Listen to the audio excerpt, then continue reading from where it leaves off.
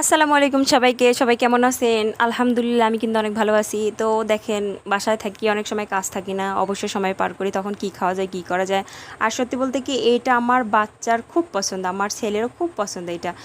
তো এই ডাল ভাজাটা আমার ছেলে এত পরিমাণ পছন্দ করে যেটা বলার বাহিরে। তো দেখেন তার জন্য আমি এখানে 1 কাপ পরিমাণ মুগ ডাল নিয়েছি। মুগ ডাল নেওয়ার পরে যে নর্মাল পানি দিয়ে ভিজালাম আর কি। তারপর ডোলে কষলে ভালো করে ধুয়ে এটাকে রেস্টে রাখি দেবো আধা ঘন্টার জন্য। আধা ঘন্টা পর কিন্তু এটা একবারে ফুলে যাবে, একেবারে ফুলে টইটুম্বুর হয়ে যাবে। দেখেন কি সুন্দর ফুলে গেছে। আমি কিন্তু আধা ঘন্টা পরে আসছিলাম এই ডালের কাছে। তো আধা ঘন্টা পর এখন এটা আমি ভালো করে একটা ছাঁকনি দিয়ে সুন্দর করে সেঁকে নেব।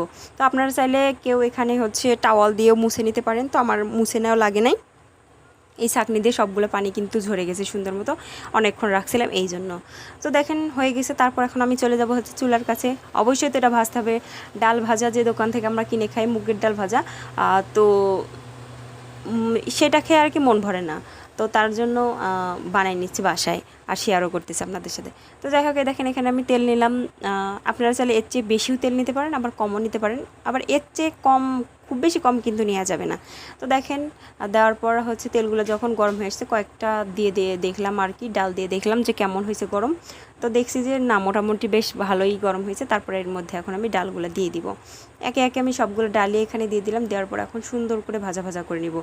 তো কম সময়ে আবার স্বাস্থ্যকর উপায়ে যদি এইভাবে পছন্দের খাবারগুলো বাসায় বানা যায়, তাহলে কেন আমরা কিনে খাবো। তো আমার কাছে বাসায় তৈরি করা জিনিস সবচেয়ে বেশি ভালো লাগে, আর স্বাস্থ্যকর মনে হয়, নিঃসন্দেহে কিন্তু খাওয়া যায়। তো দেখেন কি সুন্দর মতো তেলের মধ্যে আমি দিয়ে দিয়েছি। দেওয়ার পর এখন আস্তে আস্তে মানে অল্প আছে সুন্দর করে অনেকক্ষণ সময় নিয়ে ভাজবো আর কি। তো দেখেন এই যে দিলাম। দেওয়ার পর এখন এই যে জালটা কিন্তু আমি আস্তে করে দিছি। প্রথমে কিন্তু তেলটা গরমই ছিল, পরে কিন্তু আমি জালটা কমাই দিছি, এর জন্য কিন্তু এরকম লাগতেছে আর কি। এই দেখেন সুন্দর মতো ভাজা হইতেছে। যতক্ষণ না ভাজা হয় ততক্ষণ পর্যন্ত একটু অপেক্ষা করতে হবে। অনেক ধৈর্য নিয়ে কিন্তু এই জিনিসটা রেডি করতে হবে, ধৈর্য ছাড়া কিন্তু হবে না।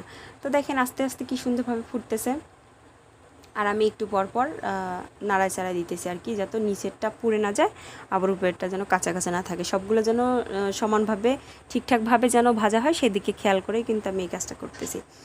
তো দেখেন কি সুন্দর হইতেছে, আর মনের মধ্যে খুশিও লাগতেছে যে নিজে ঘরে একটা তৈরি জিনিস করতেছি, আর আমার বেবিও খুব পছন্দ করে, সেই জন্য আর কি। তো দেখেন কিছুক্ষণ পর দেখেন যে কাঁচা কাঁচা ভাবটা ওটা কিন্তু চলে গেছে। এখন মুসমুসে হইতেছে আর কি। এখন নামালে কিন্তু এখনও নামা যায়, কিন্তু কালারটা যাতে ভালোভাবে আসে সেদিকটা খেয়াল করা লাগবে আর কি। সুন্দর একটা যেন লাল লাল কালার চলে আসে, ততক্ষণ পর্যন্ত আমি অপেক্ষা করতেছি। সুন্দর মতো কিন্তু ভাজা হয়ে গেছে, আর কিন্তু কোনো কাঁচা টাচা নাই। এই দেখেন কি সুন্দরভাবে হয়ে গেছে। এখন আমি এটা কিন্তু তেল থেকে ছেঁকে নেব। ছেঁকে নেওয়ার পরে এর মধ্যে কিচ্ছু না, শুধু বিট লবণ দিব, আর যদি কেউ ঝাল পছন্দ করে তাহলে একটু ঝালের গুঁড়া দেবেন, তাহলেই কিন্তু হয়ে যাবে। এই দেখেন এটা হয়ে গেছে। আমি এখন চুলাটা অফ করে দিলাম। দেওয়ার পর এটা এখন একটা ছাঁকনি দিয়ে, যে ছাঁকনি দিয়ে পানি ছেঁকে নিয়েছিলাম, ওই ছাঁকনি দিয়ে এখন ডালগুলো ছেঁকে নেব। তো দেখেন ছাঁকনি দিয়ে এখন আমি ছেঁকে নিচ্ছি যে ভাজা ডালগুলো ছিল। এই যে কি সুন্দরভাবে ছেঁকে নিচ্ছি আমি। তো এর চেয়ে বেশি কিন্তু ভাজা ভাজা করা যাবে না। তো দেখেন কি সুন্দরভাবে হয়ে গেছে। তো আমার ফোনের ক্যামেরাটা এক এক সময় এক এক রূপ পাল্টায়, মানে কি বলবো, আসল কালার কখনো চলে আসে, কখনো একবারে অন্যরকম কালার চলে আসে। দেখেন কি সুন্দর কালার হয়েছে। তো সবাই ভালো থাকবেন। আল্লাহ হাফেজ।